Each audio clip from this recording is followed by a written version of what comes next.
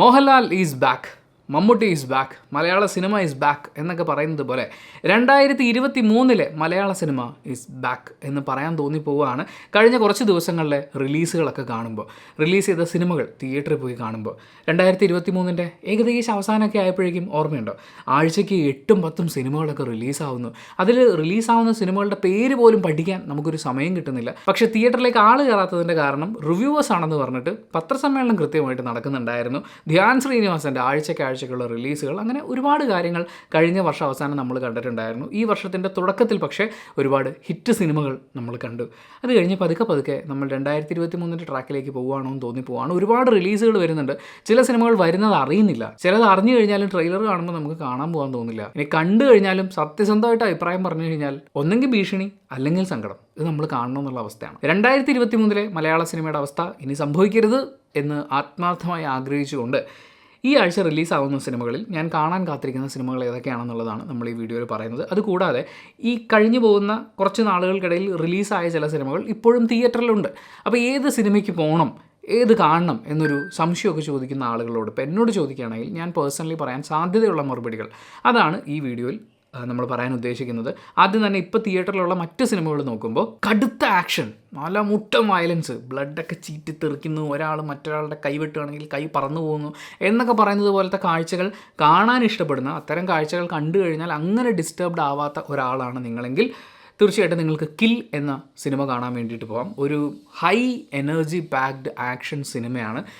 അതായത് ഇന്ത്യൻ സിനിമയിൽ നമ്മൾ നോക്കുകയാണെങ്കിൽ ഈ ഒരു കാറ്റഗറിയിൽ ഈ ഒരു സിനിമ ഉണ്ടാവുള്ളൂ എന്ന് പറയുന്നത് പോലെ അത്രയും വളരെ ക്രൂരമായ ആക്ഷൻ രംഗങ്ങൾ, അത് ഗംഭീരമായിട്ട് അതിൻ്റെ ഫൈറ്റൊക്കെ കൊറിയോഗ്രാഫി ചെയ്ത് വെച്ചിട്ടുണ്ട്. സിനിമ കണ്ടിരിക്കുന്ന അത്രയും സമയം ആക്ഷൻ സിനിമകൾ ഇഷ്ടപ്പെടുന്ന എന്നിലെ സിനിമാ സ്നേഹി വളരെ ഹാപ്പിയായിരുന്നു. മറ്റൊന്ന് കൽക്കിയാണ്. അത് എടുത്തു വെച്ചിരിക്കുന്ന രീതി, മഹാഭാരതത്തിലെ കഥാപാത്രങ്ങളെ ഇൻ്റർപ്രറ്റ് ചെയ്തിരിക്കുന്ന രീതി, അതിൻ്റെ ഒരു മേക്കിംഗ് മികവൊക്കെ ഉണ്ടല്ലോ. പ്രത്യേകിച്ച് സെക്കൻഡ് ഹാഫിലേക്ക് വരുമ്പോൾ അതൊരു വർത്ത് വാച്ചായിട്ടാണ് എനിക്ക് ഫീൽ ചെയ്യുന്നത്. തിയേറ്ററിൽ കാണാനുള്ളതാണ്. അത് OTTയിൽ വന്നു കഴിഞ്ഞിട്ട് നമ്മൾ കണ്ടു കഴിഞ്ഞാൽ നമുക്ക് ഈ പറയുന്ന ഇമ്പാക്റ്റ് ഒന്നും തോന്നില്ല. ചിലപ്പോൾ രാമായണം മഹാഭാരതം സീരിയലുകളിൽ കണ്ട പോലത്തെ ഒരു ഫീലായിരിക്കും. കാര്യം അത്രയും ക്ലാരിറ്റിയിൽ, ക്വാളിറ്റിയിൽ, വലിയ സ്ക്രീനിൽ നമ്മൾ കാണുമ്പോഴാണ് ആ ഒരു ഇമ്പാക്റ്റ് കുറച്ചും കൂടി ഉണ്ടാവുകയെന്ന് എനിക്ക് തോന്നുന്നു. വിശേഷമാണ് മലയാളത്തിൽ ഇപ്പോൾ തിയേറ്ററിൽ പോയി കാണാൻ ഏതുണ്ട് പടമെന്ന് ചോദിച്ചു കഴിഞ്ഞാൽ ധൈര്യമായിട്ട് ഫാമിലിയായിട്ട് പോയി കണ്ടോളൂ എന്നെനിക്ക് പറയാൻ തോന്നുന്ന സിനിമ.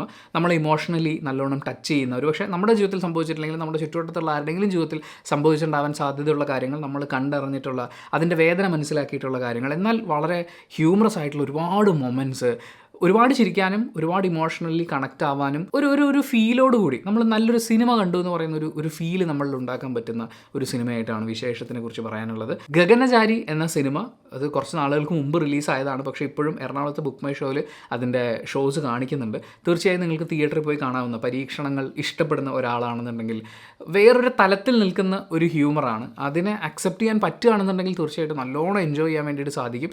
അല്ലാത്ത പക്ഷം ചിലപ്പോൾ ഒരു വലിവുണ്ടാവാൻ സാധ്യതയുണ്ട്. ബട്ട് സ്റ്റിൽ രസമുള്ള ഒരു അറ്റംപ്റ്റിനെ പ്രോത്സാഹിപ്പിക്കണം എന്നാഗ്രഹിക്കുന്ന ഒരു സിനിമാ സ്നേഹിക്ക് തീർച്ചയായും തിയേറ്ററിൽ പോയി കാണാവുന്നതാണ്. ഇൻസൈഡ് ഔട്ട് സിനിമയുടെ സെക്കൻഡ് പാർട്ട് റിലീസായിട്ടുണ്ടായിരുന്നു. അതിപ്പോഴും എറണാകുളത്ത് തിയേറ്ററുകൾ കാണിക്കുന്നുണ്ട്. It's A must watch. അത് തിയേറ്ററിൽ കണ്ടാലും നിങ്ങളിനി OTTയിൽ കണ്ടു കഴിഞ്ഞാലും അതൊരു മസ്റ്റ് വാച്ച് പടമാണെന്ന് ഞാൻ പറയും. ആ സിനിമ നടന്നുകൊണ്ടിരിക്കുന്ന സമയത്ത് നമ്മളൊരു തെറാപ്പി സെഷൻ അറ്റൻഡ് ചെയ്തുകൊണ്ടിരിക്കുകയാണ്. സിനിമ കഴിയുമ്പോണ്ടല്ലോ ഭയങ്കര ഒരു സാറ്റിസ്ഫാക്ഷൻ തോന്നും, ഭയങ്കര ഒരു ഇന്നർ പീസ് നമുക്ക് ഫീൽ ചെയ്യുന്ന ആ ഒരു ഗംഭീര പടമാണ് ഉള്ളൊഴുക്ക്. തീർച്ചയായും ഒരു മലയാള ചലച്ചിത്ര സ്നേഹി കണ്ട് പ്രോത്സാഹിപ്പിക്കേണ്ട ഒരു സിനിമ തന്നെയാണ്. ഇപ്പോഴും എറണാകുളത്ത് തിയേറ്ററുകൾ കാണിക്കുന്നുണ്ട്. ഒരു വല്ലാത്ത ഫീലാണ്. എൻ്റെ ഉർവശി എന്ന് പറയുന്ന അഭിനേത്രിയുടെ താരത്തിളക്കമല്ല, പ്രതിഭയുടെ തിളക്കം, അത് നമുക്ക് ശരിക്കും കാണാൻ പറ്റുന്ന തിരിച്ചുവരവിൽ ഒരുപാട് അഭിനേത്രിമാർ പിന്നീട് തിരിച്ചുവരവുകൾ നടത്താറുണ്ടല്ലോ. ആ തിരിച്ചുവരവിൽ ഏറ്റവും അധികം ശോഭിച്ചിട്ടുള്ള അഭിനേത്രി അത് ഉർവശി തന്നെയാണ് എന്ന് നിസ്സംശയം നമുക്ക് പറയാൻ പറ്റുന്ന രീതിയിൽ വളരെ ഗംഭീരമായിട്ട് അവർക്ക് കിട്ടിയ കഥാപാത്രത്തിന് അവർ ചെയ്തിട്ടുണ്ട്. പാർവതിയുടെ മത്സരിച്ചുള്ള അഭിനയമുണ്ട്. ഒരുപാട് നല്ല മുഹൂർത്തങ്ങളുണ്ട് ആ സിനിമയിൽ. തീർച്ചയായിട്ടും തിയേറ്ററിൽ കണ്ടിരിക്കേണ്ട ഒരു സിനിമ എന്ന് തന്നെയാണ് ഞാൻ ആ സിനിമയെക്കുറിച്ച് പറയാം. പിന്നെ ഗു എന്ന് പറയുന്ന സിനിമ, അത് ഗുളികൻ്റെ ഗു ആണ്. അത് കുറേ നാൾ മുമ്പ് റിലീസായതാണ്. ഇപ്പോൾ അത് റിലീസ് ചെയ്തതാണോ എന്ന് എനിക്കറിയില്ല. തിയേറ്ററുകൾ കാണിക്കുന്നുണ്ട്. ഞാൻ കഴിഞ്ഞ ദിവസം വെള്ളിയാഴ്ച ദിവസം തിയേറ്ററിൽ ചെന്നപ്പോൾ പുതിയതായിട്ട് റിലീസ് ചെയ്ത സിനിമകൾ കളിക്കുന്നതിൻ്റെ കൂടെ ഗു കളിക്കുന്നുണ്ട്. ആ സിനിമ കാണാൻ ആളുകളുണ്ട്. ആ സിനിമ റിലീസായ സമയത്ത് ഞാൻ പറഞ്ഞതാണ്, നമ്മുടെ ഒരു നാടൻ കൺസെപ്റ്റിനല്ലേ, നമ്മുടെ കുറേ വിശ്വാസങ്ങളെ ആചാരങ്ങളെയൊക്കെ വളരെ രസമായിട്ട് കാണിച്ചിട്ടുള്ള, വളരെ കുറഞ്ഞ ബഡ്ജറ്റിൽ നിന്നുകൊണ്ട് വളരെ ഗംഭീരമായിട്ട് അത് ചെയ്തിട്ടുള്ള, ബഡ്ജറ്റിനെ കൺസിഡർ ചെയ്യുമ്പോൾ വളരെ ഗംഭീരം എന്ന് തന്നെ നമ്മൾ പറയേണ്ട ഒരു സിനിമയാണ്.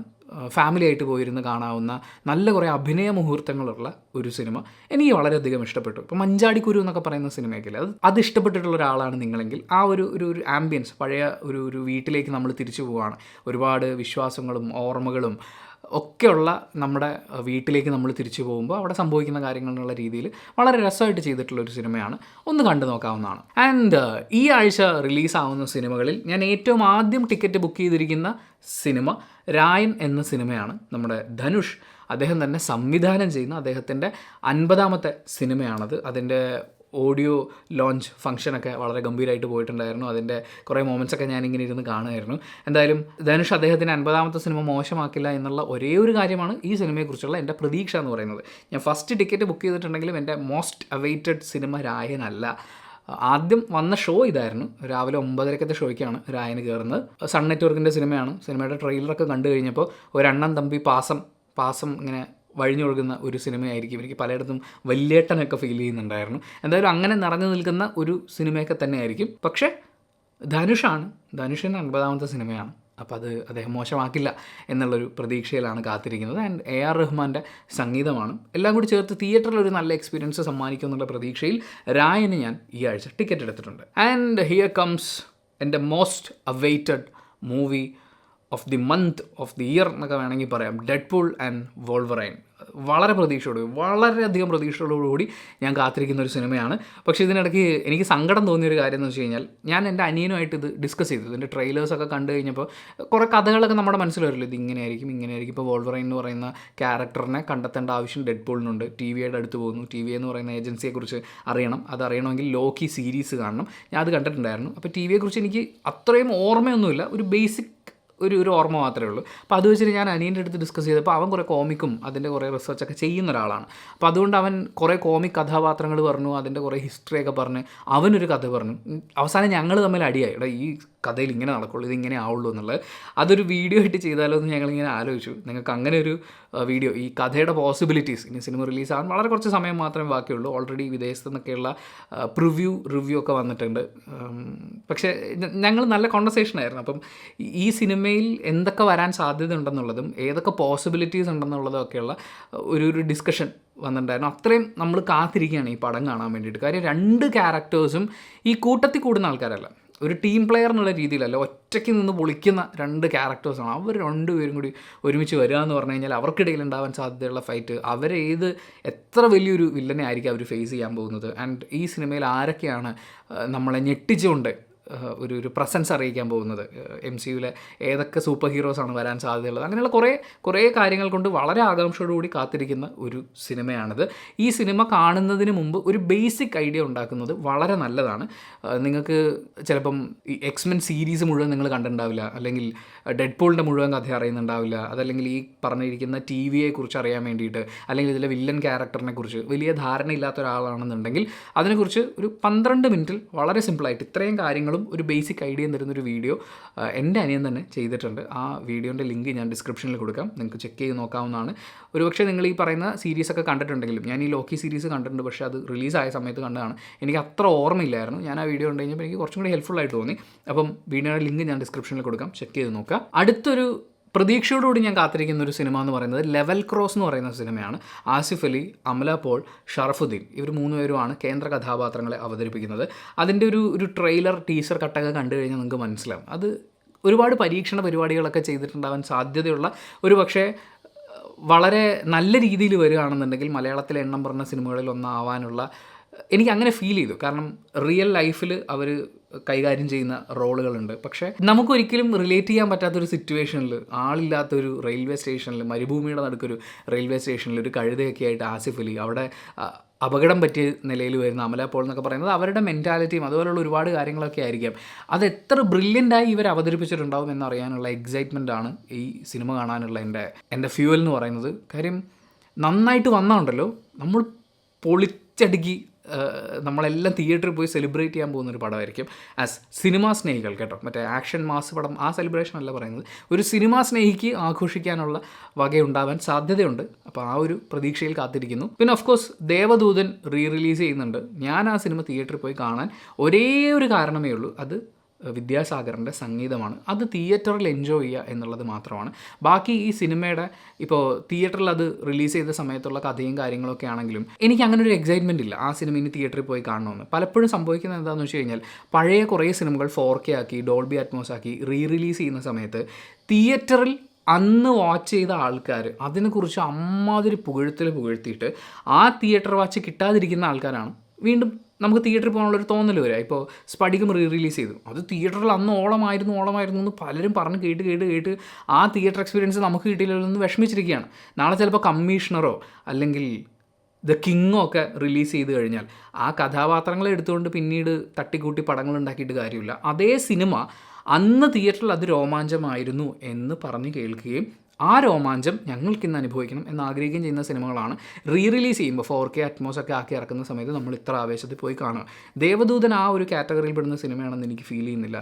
നാളെ ഇപ്പോൾ തൂവാനത്തുമ്പികൾ വരികയാണെങ്കിലും ഞാൻ ഇതൊക്കെ തന്നെയായിരിക്കും പറയുക. കാര്യം തിയേറ്ററിൽ ഡിമാൻഡ് ചെയ്യുന്ന ഒരു അല്ലെങ്കിൽ തിയേറ്റർ എക്സ്പീരിയൻസ് ഡിമാൻഡ് ചെയ്യുന്ന സിനിമകൾ 4K ഡോൾബി അറ്റ്മോസും ആക്കിയാൽ തിയേറ്ററിൽ ആൾക്കാർ ഇടിച്ചു കയറാൻ സാധ്യതയുണ്ട്. മണിച്ചിത്രത്താഴ് ഒരുപക്ഷെ അങ്ങനെ ഇടിച്ച് കയറിയേക്കാം, ഒരുപക്ഷെ ആകാശദൂതിന് ആൾക്കാർ കയറിയേക്കാം. കാര്യം അന്നത് തിയേറ്ററിൽ അത്ര ആളുകളെ കരയിച്ചു എന്നാണ് പറയുന്നത്. ഞാൻ സിനിമ ഇരുന്ന് കാണുമ്പോൾ എനിക്ക് കരച്ചിൽ വന്നിട്ടില്ല, പക്ഷേ ഇമോഷണലി നമുക്ക് കണക്റ്റ് ആവുന്നുണ്ടായിരുന്നു. അപ്പോൾ ഇത് തിയേറ്ററിൽ കണ്ടാലാണോ അങ്ങനെ ഒരു തോന്നലുള്ളത്? ചിലപ്പോൾ ഞാൻ ആകാശദൂത് റിലീസ് ചെയ്താൽ പോയി കാണുമായിരിക്കും. പക്ഷെ ദേവദൂതൻ എനിക്ക് അങ്ങനത്തെ ഒരു ഫീല് തന്നിട്ടുള്ളൊരു സിനിമയല്ല. അതേസമയം ഈ പാട്ടുകൾ എനിക്ക് തിയേറ്ററിൽ ആസ്വദിക്കണം. ആൻഡ് വലിയ പ്രതീക്ഷകളൊന്നുമില്ലാതെ ഞാൻ കാണാൻ തീരുമാനിച്ചിട്ടുള്ളൊരു സിനിമയാണ് സീക്രട്ട് എന്ന സിനിമ.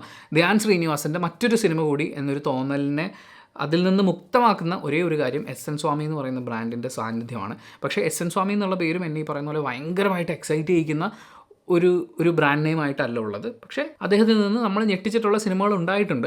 ട്രെയിലർ കണ്ടപ്പോഴാണ് എൻ്റെ പ്രതീക്ഷകൾ ഒന്നിടിഞ്ഞത്. അതിനോടൊപ്പം ധ്യാൻ ശ്രീനിവാസൻ്റെ ഓഫ് കോഴ്സ് ഇൻ്റർവ്യൂസ് കണ്ടു കഴിഞ്ഞപ്പോൾ ഇത്തരം ഇൻ്റർവ്യൂസ് ഉണ്ടല്ലോ, ഈ ഹു ഇൻ്റർവ്യൂസ് എന്നാണ് എനിക്ക് ഫീൽ ചെയ്തിട്ടുള്ളത്. അതായത് നമുക്ക് ചുമ്മാ ഇങ്ങനെ ഇരുന്ന് കണ്ട് ചിരിക്കാൻ വേണ്ടി മാത്രമുള്ള കോണ്ടൻറ്റാണ്. അതിൽ സിനിമയെക്കുറിച്ച് പറയുന്നത് കുറവായിരിക്കും, അല്ലെങ്കിൽ ആ സിനിമയുടെ വാല്യൂ എന്താണെന്നുള്ളത് നമ്മളെ പ്രചോദിപ്പിക്കുക എന്ന് പറയുന്ന ഉദ്ദേശമൊന്നുമില്ല. ആ ഇൻ്റർവ്യൂ ഇന്ന് കണ്ടാലും 10 കൊല്ലം കഴിഞ്ഞ് കണ്ടാലും ചിലപ്പോൾ ഒരു 2 കൊല്ലം മുമ്പ് ആ ഇൻ്റർവ്യൂ എടുത്തു വെച്ചിരുന്നെങ്കിലും അതിന് ഈ വാല്യൂ ഉള്ളൂ. അതായത് ആ ഇൻ്റർവ്യൂവിൽ അങ്ങോട്ടും ഇങ്ങോട്ടും കളിയാക്കിക്കൊണ്ടുള്ള ചിരി. ഒരുപക്ഷെ ഇപ്പോൾ നിർത്തിപ്പോയ കുറേ, അതോ ഇപ്പോഴും ഉണ്ടോ എന്ന് എനിക്കറിയില്ല, മറ്റേ ടമാർ പടാർ എന്നൊക്കെ പറയുന്ന പരിപാടിയൊക്കെ ഇല്ലേ, അതുപോലത്തെ പരിപാടികളുടെ ഒരു റീപ്ലേസ്മെൻറ്റ് പോലെയാണ് ഇത്തരം ഇൻ്റർവ്യൂസ് വരുന്നത്.